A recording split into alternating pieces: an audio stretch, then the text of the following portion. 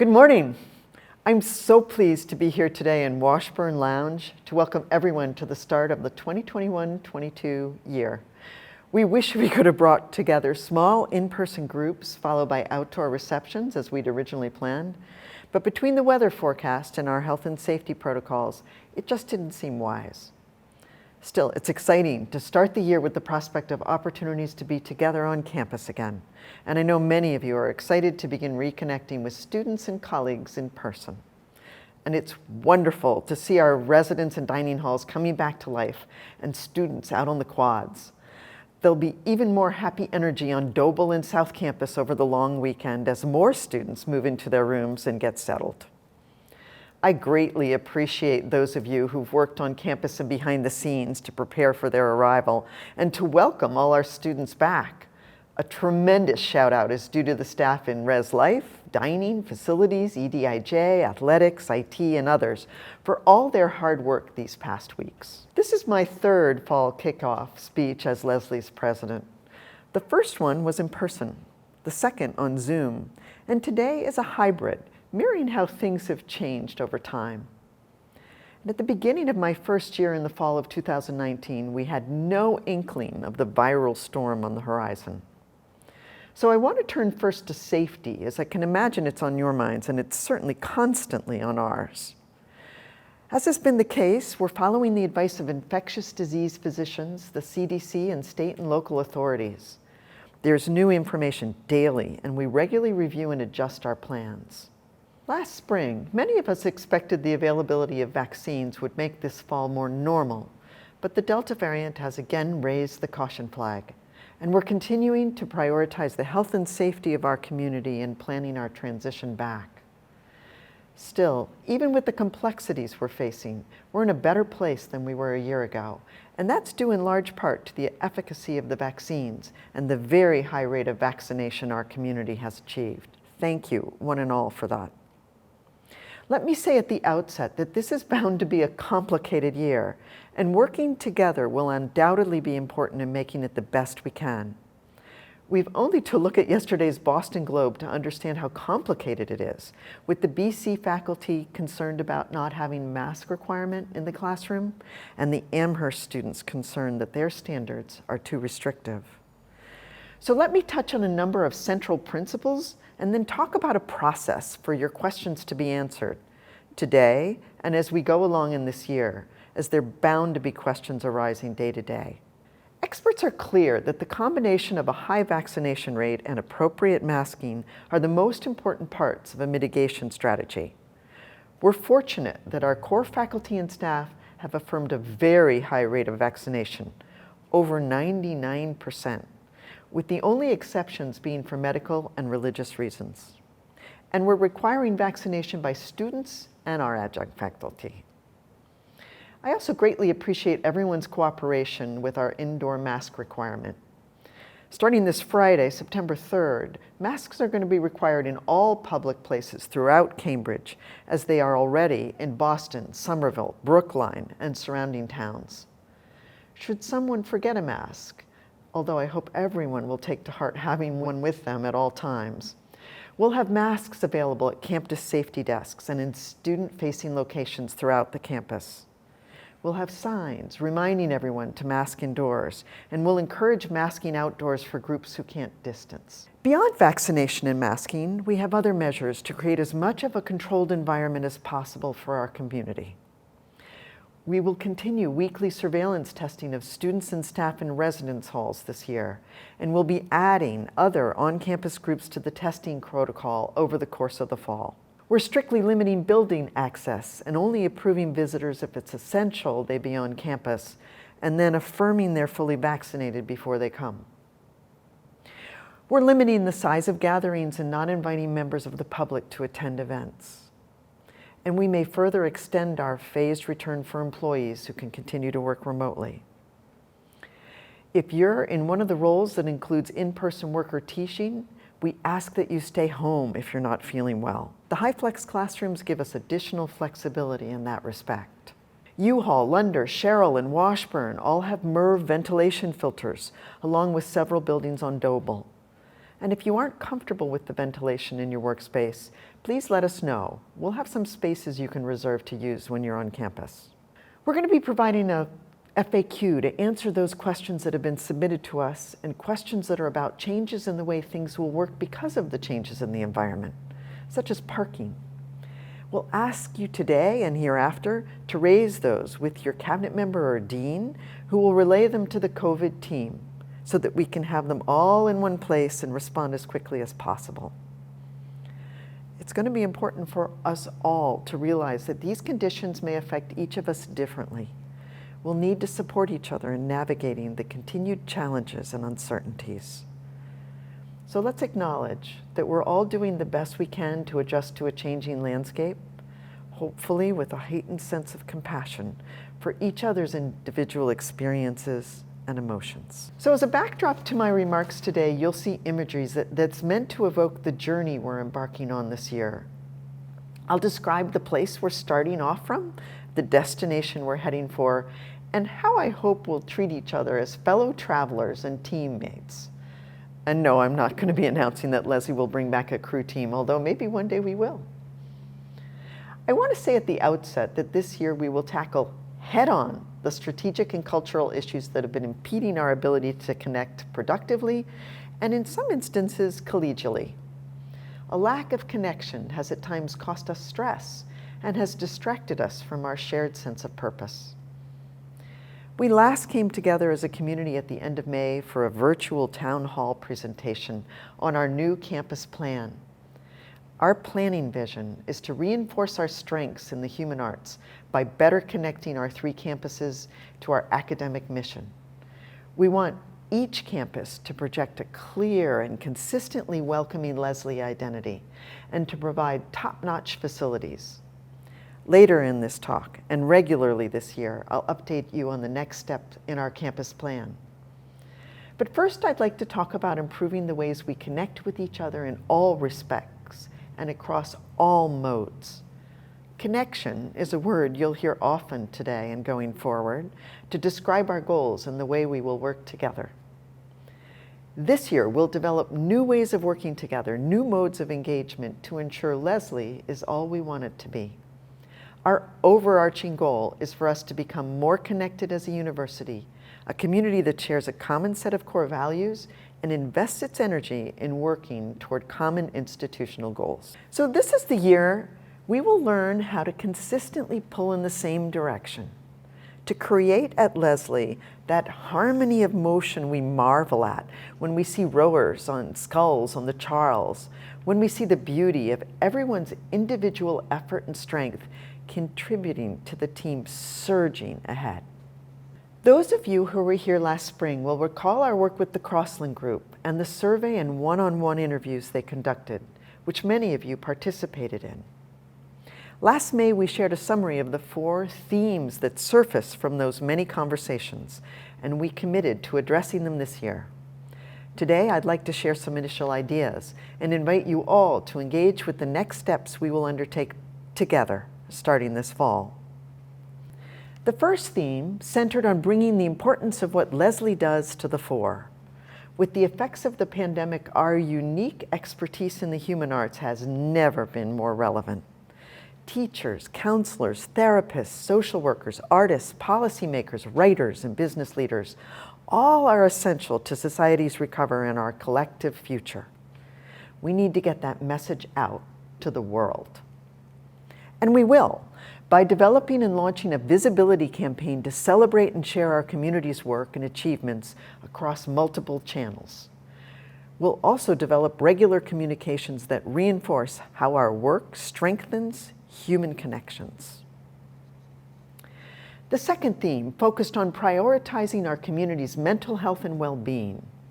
The experience of the pandemic has been stressful, even traumatic, and will need time and space to process and heal. Dean Nathaniel Mays and Counseling Center Director Wayne Ossing have worked with faculty and staff to plan a calendar of wellness events for students and employees this fall, which you'll receive in the next few days. These in-person events and virtual programs, which will be open to all members of the community, will promote wellness in all its dimensions, psychological, physical, and spiritual, broadly, but not necessarily in the religious sense. This program includes mindfulness, dance and movement, nature walks, and the intriguingly titled Partying with Pugs. At the same time, we're continuing to strengthen our counseling resources.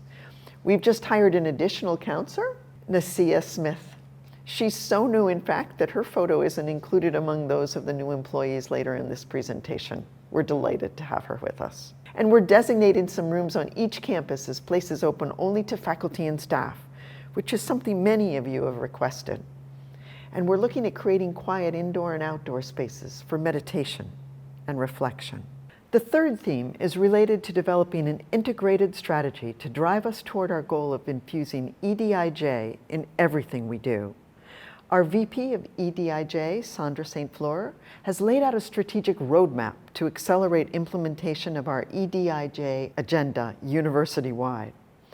The 4 priorities are to increase the diversity of our community, to integrate EDIJ into all policies, practices, structures, and norms, to infuse EDIJ into the academic setting, and to increase the sense of belonging and community. This last one, increasing the sense of belonging and community, will support our goal of becoming more connected as one university. The EDIJ team has planned a calendar of trainings, speakers, and affinity spaces, along with some new modes of engagement that will guide all of our interactions. We'll be sharing more on that work very soon. Finally, the 4th theme that surveys identified is a need for greater clarity around decision-making, for engaging with more civility and accountability, and for moving away from us versus them, either or, toward embracing we and both and. This theme asks us to take a close look at both our systems of governance and our culture of engagement. It's an intersectional area to which we've given a great deal of time and thought this summer in order to understand better why decision-making has been a source of confusion and sometimes conflict. We've listened to you and have reflected on what we've heard. Just as in our campus planning, where we look closely at how we use all our facilities, we began this process with a survey of existing conditions. We've reviewed and will share in small group meetings all the university's current decision-making processes, documented policies and procedures, and communication and accountability structures. It's a lot of information, and gathering it was very instructive. Through this process, we learned that there are inconsistencies, gaps, and in some cases, no policies at all. So really, it's no wonder that clarity around decision-making and accountability have been issues that have caused confusion, and unfortunately, in some cases, distrust. Now we'll begin the work together on a set of policies we all understand. We're eager to begin addressing these complex governance and cultural issues, and we'll be doing this initially through small group meetings with schools and departments. The conversations will help us all develop a common understanding of the decision-making policies that exist today, which are working well, which could be clarified and improved upon. Policies to be explored this fall will address admissions, hiring practices, and internal and external communications. Today, as we embark on this year's journey, let's say goodbye to us versus them. Let's agree to leave behind those divisions and carry forward only the forward-looking, positive mindset we'll need to reach our destination. Let's resolve as a community to engage only in ways that strengthen our shared sense of mission and reinforce that value of human connections to become a connected university. So as I noted earlier, our landscape has changed significantly over the past year and a half, and we have to continue to navigate many complexities this year in how and when we return to campus. Our plans recognize the many ways the experience of the pandemic has changed us as individuals and as a community. So let me highlight a few of the changes in Lesley's landscape. On remote work, this year we're piloting ways to support a significant number of faculty and staff continuing to work remotely and on flexible schedules. In fact, most of our core faculty and staff will have the opportunity to work remotely through the semester. In many cases, departments will staff on-campus offices by rotation so that in-person services are always available. We're in the process of rolling out the softphone app to connect employees and teams working remotely, and we'll continue to switch over employees as they return to campus. Some employees will be hoteling workspaces and desks on the days they're on campus. And further, to be safe, we're strictly limiting the public's access to buildings and events, for now at least. If you're working on campus and want to meet with a colleague who works in another building, you'll need to meet virtually or make an appointment or meet outside if weather permits. Walking meetings can be a healthy way to connect. And I realize that not being able to drop in spontaneously will be an adjustment for us all, but it's a policy intended to support the health and safety of our community. And you'll be able to use the interactive directory to find colleagues and services. Further, we're working on new signs for the building doors with QR codes and instructions on how to request access and schedule appointments. In academic innovation, this fall we're debuting our new outcomes-based general education requirements for all new students in class in LA&D. This is a result of a wonderful collaboration led by Ingrid Johnston in class and Stuart Steck in LA&D, along with Christina Lamore-Sansone, Summer Clark, Christine Collins, Jeff Freed, and Deans Steve Shapiro and Amy Dinas. Our Gen Ed curriculum is novel and ahead of the game. We're one of only a few schools taking an outcomes-oriented approach to teaching foundational skills. Unlike a set of distribution requirements, our Gen Ed program is designed to help students understand how these skills can complement whatever a student ultimately chooses to do. This approach will really set our students apart from others in being able to apply what they learn across disciplines and to develop as individuals.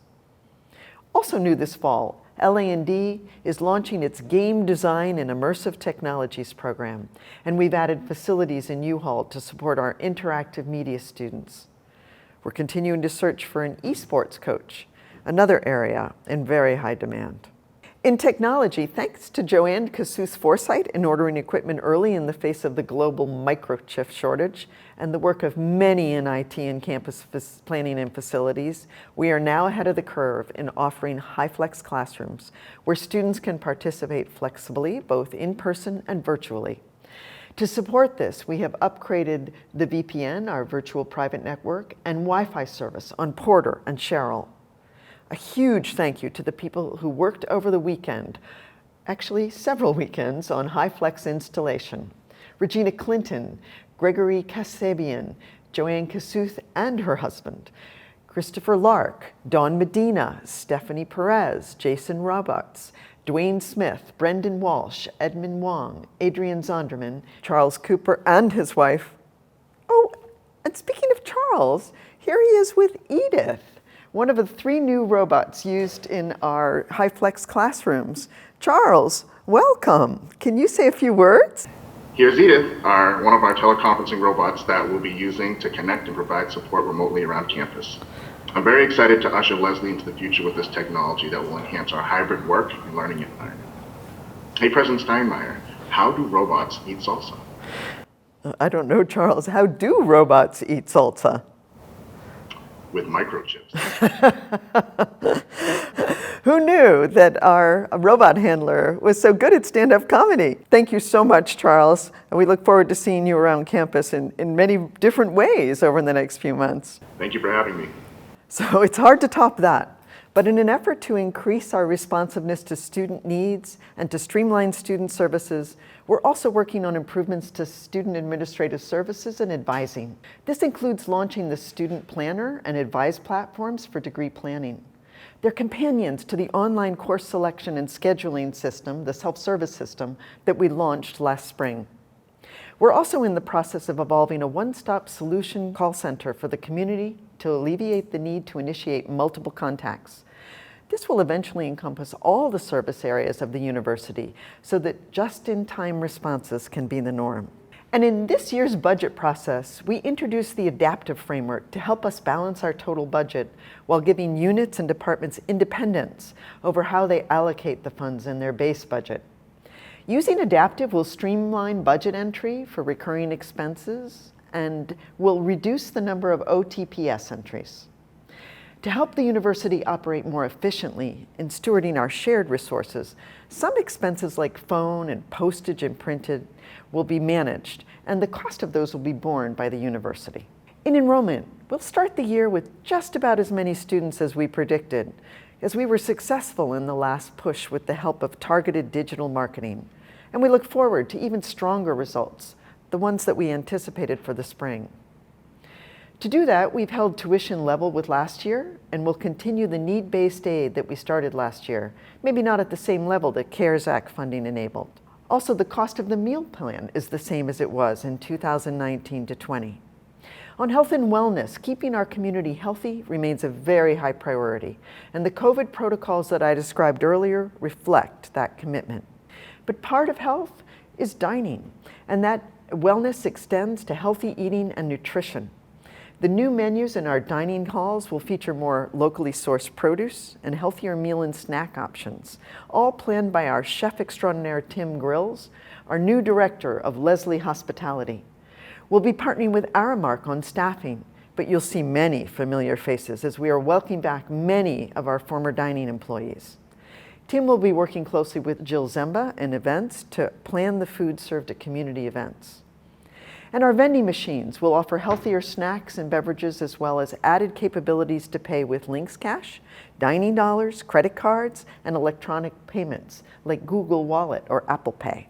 In Threshold, last year, one of our strategic goals was to look at evolving and expanding our Threshold program as it approached its 40th anniversary, which we'll celebrate as soon as it's safe to do so. Our goal is to ensure that Threshold remains at the forefront in providing a high-quality experience in higher education to those with learning differences, and in offering work and life skills support to our alumni and others. Last year, we convened an advisory group of experts in the Boston area to help us develop a set of recommendations for reaching this goal. Implementing this work will be Jen Thorell, our new Executive Director of Threshold Programs. And I say programs, plural, because it will serve students beyond those on our campus. Jen was a member of the advisory group, and for the past 18 years has been the high school principal at Learning Prep, a school that delivers a language-based program for students with complex profiles in grades 5 through 12. Some immediate difference you'll see: greater inclusion of Threshold students in Lesley student life by making their community part of the larger student body. Same academic calendar, same activities, same traditions, such as participating in convocation and commencement. And you'll see a different approach to internships, with the goal being career attainment, not just career experience. Together, these and future changes will give Threshold students and alumni the best launch and ongoing support for independent living. And on sustainability and mobility, following a summer of unprecedented weather events and last month's very sobering UN report on climate change, the importance to reduce our carbon footprint is more urgent than ever. Even before the pandemic, we had made impressive strides in reducing our building emissions by almost 90% since 2006 through switching to renewable sources of electricity and improving our building efficiency. But the next frontier will be in reducing our transportation footprint, and we're developing a mobility plan to incentivize more sustainable commuting. We will be offering parking passes for employees who need to work on campus, priced at or below prior rates. And we'll pilot commuter student parking on a first-come, first-served basis, instead of limiting student parking to a small number of permit holders. You'll notice we have new 24-seat shuttle buses that soon will be wrapped in Lesley branding. The vans will have Wi-Fi, and soon we'll launch an app to track their locations. We plan to convert our shuttle buses to electric vehicles as soon as they're available. These vehicles are in very high demand and back-ordered right now. And in people, the faces of our human landscape are also changing, and I'd like to introduce our new colleagues that you'll be working with and announce some promotions. First, I'd like to highlight a few changes in leadership positions.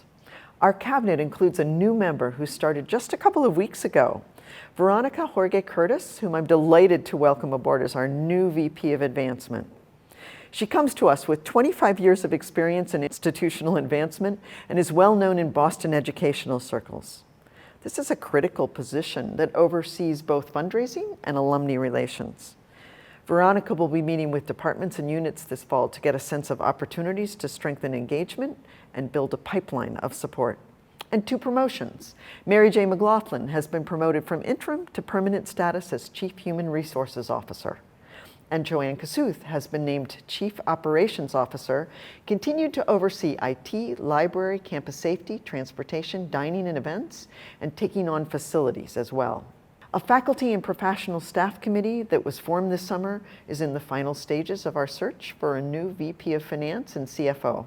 This fall, we will launch dean searches in GSOE and GSAS, as interim deans Amy Rutstein-Riley and Sandra Walker will be taking on different roles at Lesley that better meet their career goals. The provost and I are very grateful to Amy and Sandra for their leadership and for their continuing to serve as interims until we fill these positions. We'll begin these searches, form committees, and post these positions very soon. We're currently recruiting candidates for 6 of the 17 open faculty lines and recruiting for a number of staff positions, including a second Community Standards Administrator, Title IX Equal Opportunity Coordinator, a Field Training Director for Counseling and Psychology, a Director of Assessment, an Assistant Director of Residence Life, a Director of Business Intelligence, an Assistant Director of Admissions, and a second Talent Acquisition Specialist. And now I'm delighted to introduce the new employees who have joined us since June. This total includes 16 new faculty, so as you can see, Jonathan and Mary Jane's teams have been very busy over the last several months.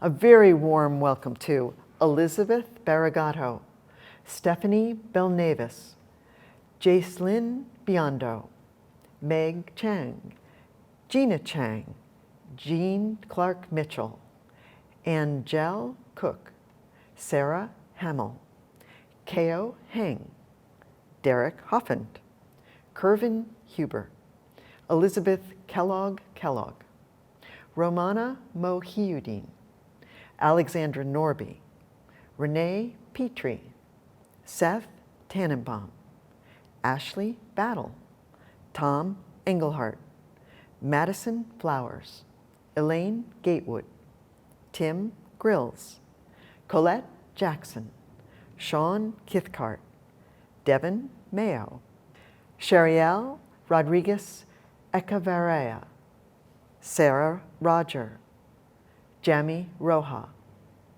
Megan Rossetti, Jen Thorell, and Catherine Ballas. And quite a few employees have been promoted recently.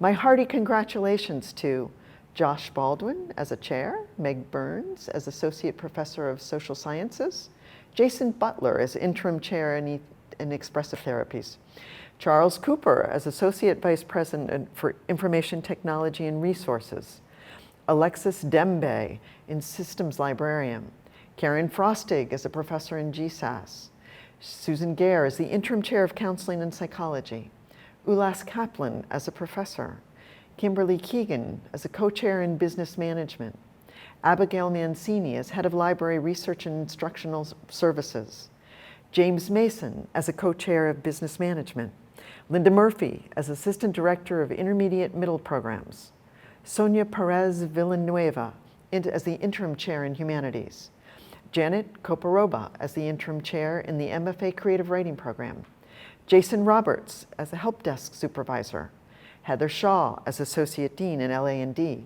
Ben Sloat as an Associate Professor, Stephanie Spordosha as an Interim Associate Dean, Brian Unwin as Manager of Operations, Wendy Bolton as Assistant Director of Reading Recovery and Early Literacy, Nicole Weber as a Professor in class, Michelle Wilhusen as an Operation Project Manager. Warmest welcome to all who are new, and congratulations to all who've been promoted. Turning to what we've accomplished and where we can be, at last year's kickoff, I laid out 4 strategic goals, plus a commitment to look anew at the Threshold program on the cusp of its 40th year. And to recap, those goals included identifying ways to grow and be a leader in the human arts, budgeting for financial sustainability, centering EDIJ and organizational accountability, and developing a campus planning vision. And as I've described today, we've made significant progress toward achieving all of these goals, accomplishing a great deal during a year like none other, one where many other schools had vastly different results. Of course, these are multi-year goals, where success each year positions us for more progress in the next year. And this is how we'll chart our course, semester by semester and year by year. So we'll start this year with 4 new strategic goals that will build on what we accomplished last year. Briefly, they are, in the strategic area, to build models to strengthen current programs, including Threshold and the expressive art therapies, lifelong learning and partnerships into an overall growth plan for Lesley, and to build the visibility of Lesley. In EDIJ and organizational areas, to strengthen the university's structures, systems, and processes to create greater clarity around decision-making, stronger EDIJ practices, and overall well-being.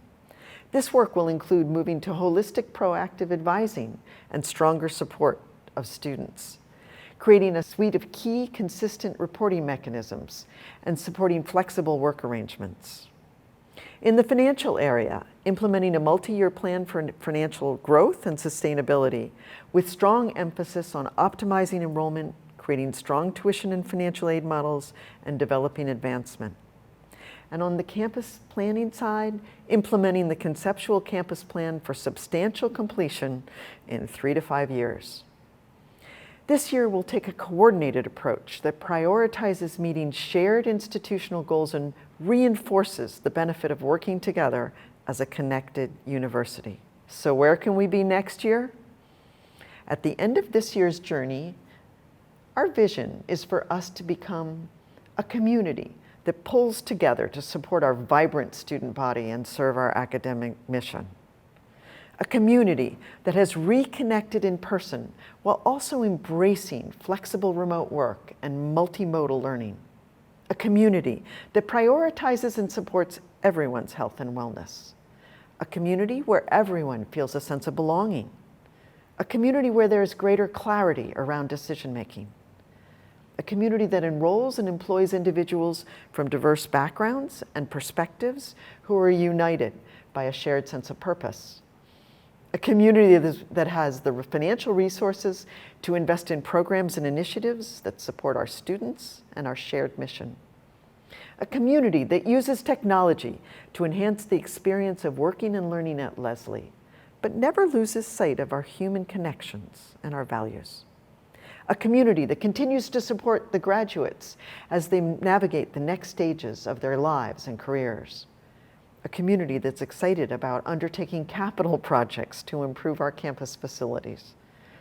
A community that connects and celebrates over great food, and I look forward to future opportunities to do that on campus.